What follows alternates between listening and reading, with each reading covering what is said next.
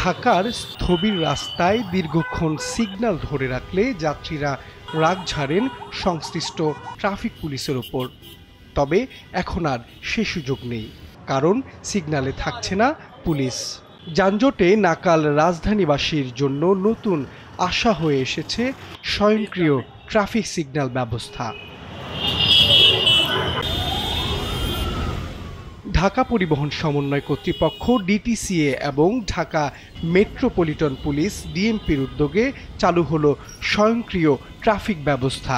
এখন নম্বর দেখেই থামবে গাড়ি, আবার নম্বর দেখেই ছুটবে।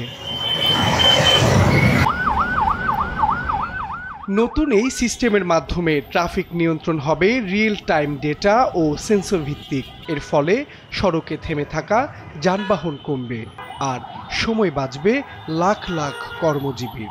এটা অনেক ভালো সিস্টেম, এটা অনেক সুন্দর হয়েছে। আগের মতো জ্যামও নাই, জ্যামে দাঁড়ায় থাকতে হচ্ছে না। আর মনে হয় ঢাকা শহরে সব জায়গায় যদি এরকম সিগন্যাল হতো তাহলে জ্যামটা মনে হয় অনেকটা কম থাকতো। আমার থেকে ভিতর থেকে একটা অনুভূতি আছে যে আমার 30 সেকেন্ড পরে আমি রাস্তাটা পার হচ্ছে, ঠিক আছে, কিংবা 50 সেকেন্ড পরে আমি রাস্তাটা পার হচ্ছে, এটা ভালো লাগছে। চালক ও ট্রাফিক পুলিশের মতে নতুন এই সিগন্যাল ব্যবস্থার নির্ধারিত মোড়গুলোতে যানজট কমেছে অনেকাংশেই। তবে চালকদের আচরণ বদলানোই এখন সবচেয়ে বড় চ্যালেঞ্জ। বাংলাদেশের প্রেক্ষাপটে এটা কেউ এই রুলসটা মানে না। আমার কথা না, শুধু শিক্ষিত লোক কেউ মানে না। কথা বলার সময় আমরা সবাই মনে করেন বলি, বাট কাজের বেলায় কিছুই করি না।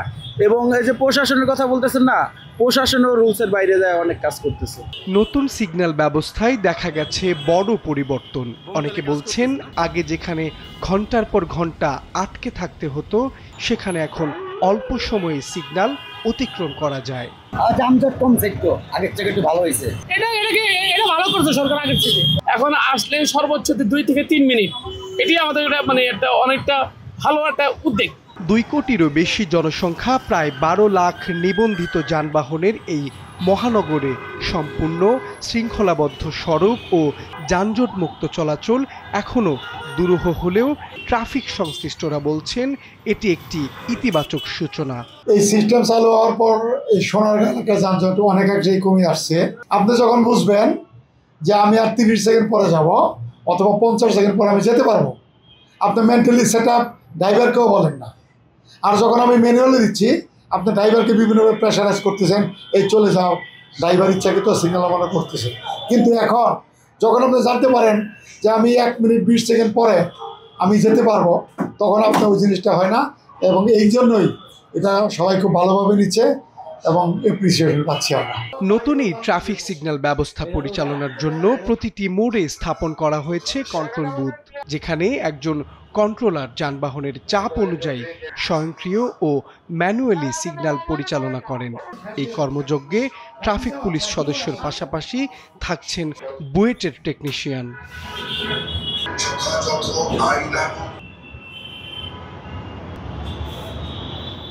প্রতিটি সিগন্যালে ট্রাফিক সংকেত থাকার পরেও অনেক পথচারী সড়কের মাঝপথ দিয়ে পার হন।